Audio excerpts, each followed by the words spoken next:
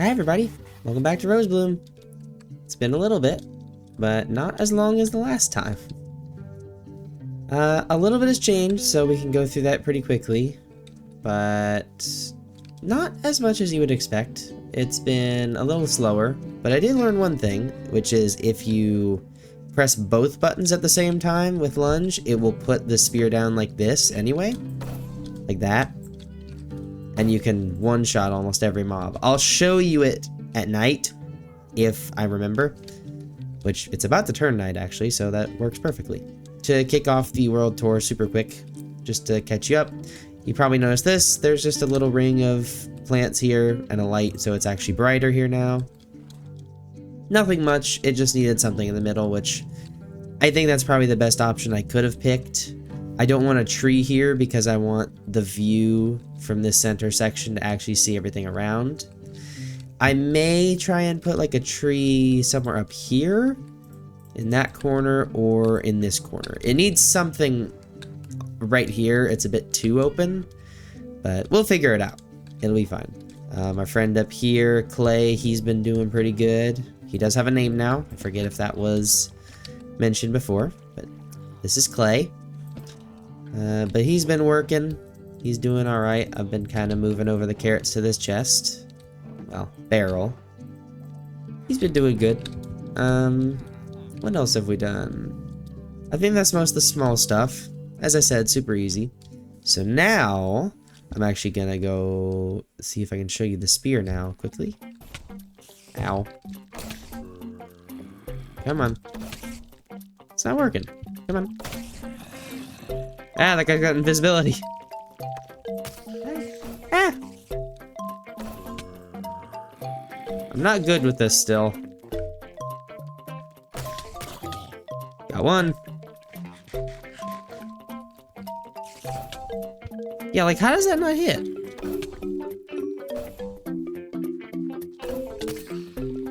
I killed a spider, but not them? Like, what am I hitting there?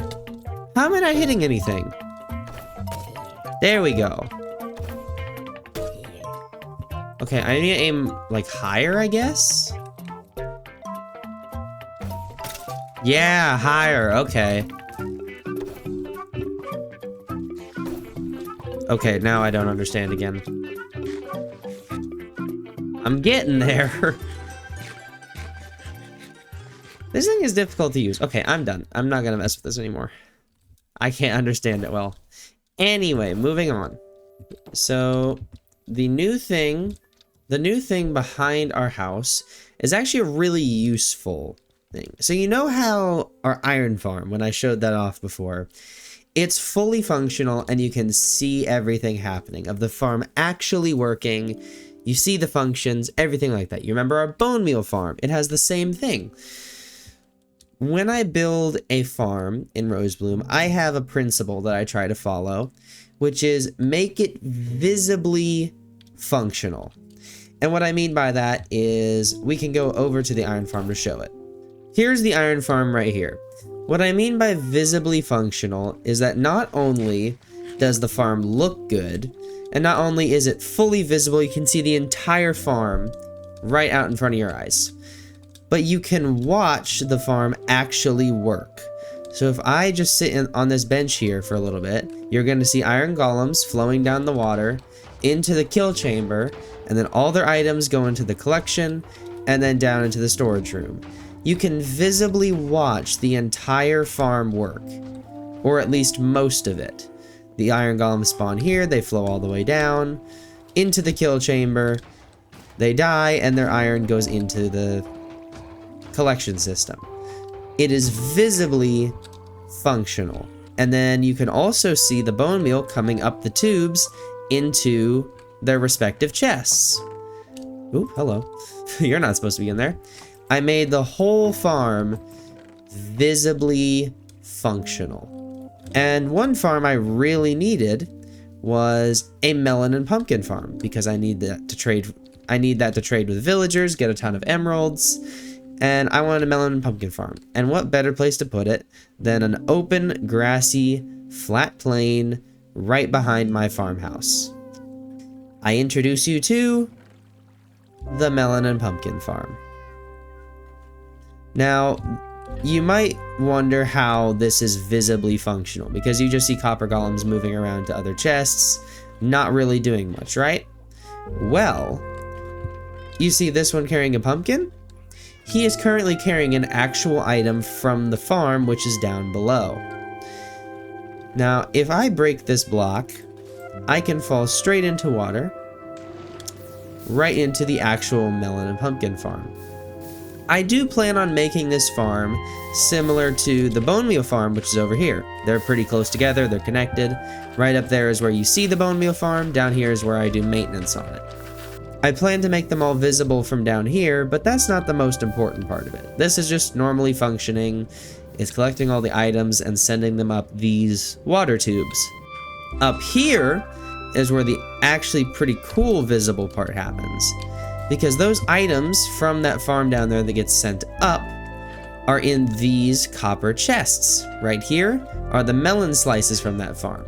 They will pick up these melon slices, carry them across the farm to some of these hidden, in air quotations, chests, put them in, they'll drain through into another hopper line. Same thing with the chest over here that they're searching in. This one will normally have pumpkins.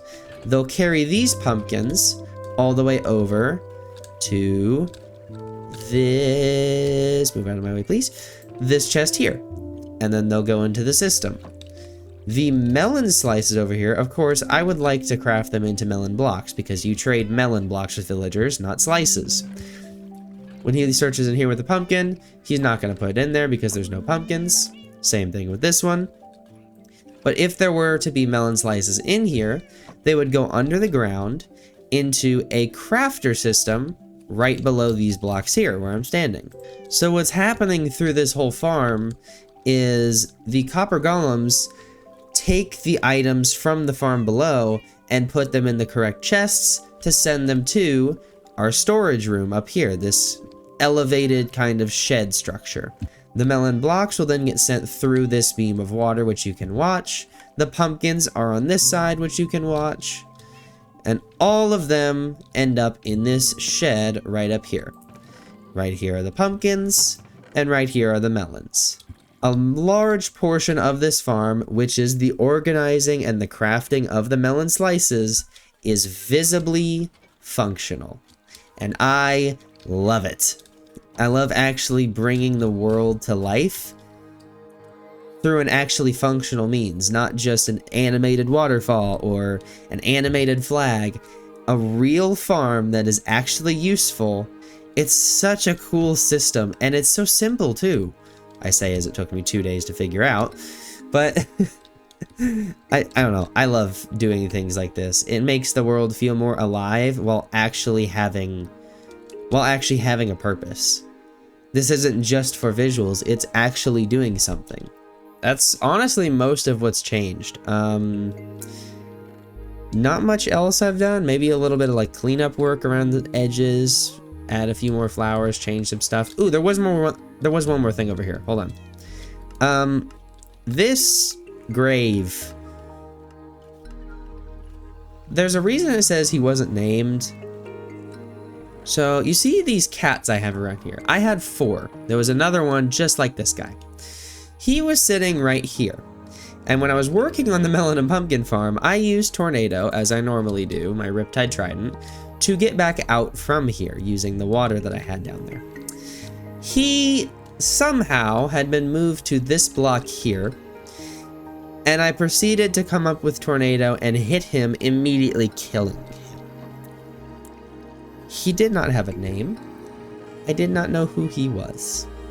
I just know he was a cat and that he's dead now. So I made him a tiny grave saying, "Here lies cat from 2025 to 2026. He wasn't named. So, F's in the comments for cat. RIP cat. These little guys don't have names, and I have 7 of them. Alright, keep that in mind. Why would 7 be important? What is another group of 7 characters that all have unique names? There you are, Clay. Alright, so I'm gonna have you steal all those from me. Ooh, well, there goes those. Clay! It is time to work! Get out here and work! Restock! Work. Work! Thank you! Restock one more time, maybe? Please tell me you do. Come on. Yeah! Nice, thank you. Appreciate ya. And you sell the name tags. So, the names that I've actually chosen are the 7 dwarves.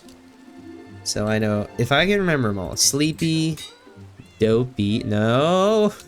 Dopey, Sneezy, Grumpy, Happy, Bashful, and Doc. Now let's go and name these little guys. So the first one, you will be Happy. You will be Sleepy. You will be Dopey. You're gonna be Sneezy. You're Grumpy. You're Bashful. And one more. You got a name? No, you don't. You're Doc. We got Doc. We got Grumpy. We got Sleepy. We got Happy. We got Sneezy. We got Bashful. We got Dopey. Yeah. I love that. That's very cute. Okay.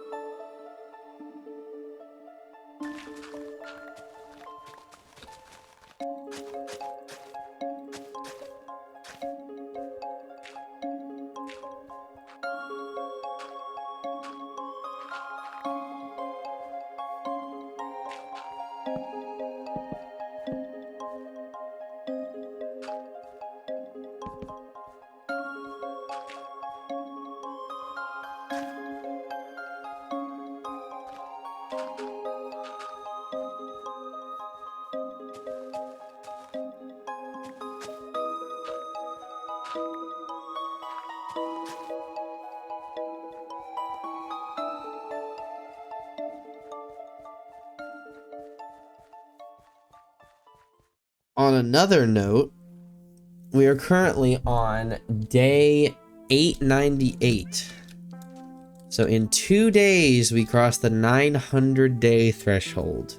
What we're gonna do is we're actually gonna go and find the stronghold. I don't remember ever going to get the stronghold prepared or even know where it is. So our goal now is to go and find where our closest stronghold is. So we place the boat, get the lead, put you on there. Come on. Yeah. Hey, there's a Nautilus over there. Hi, buddy. I'd love to get you, but I don't have a place for you. There's another one. Hello. Let's do it. Still this way. All right. Hey, one hasn't broken yet. Because if I go... Wait. What? Have I already been to the stronghold? I've already been to the stronghold. I've been here. I've already found it. Where do you go? Oh, that's right, because I have this path in the ceiling.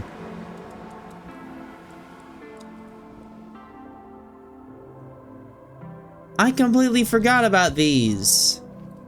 How did I forget that? I must have visited this at like day 300. You know what? I have a new idea for what to do today because clearly we cannot figure out what to do because I've done everything.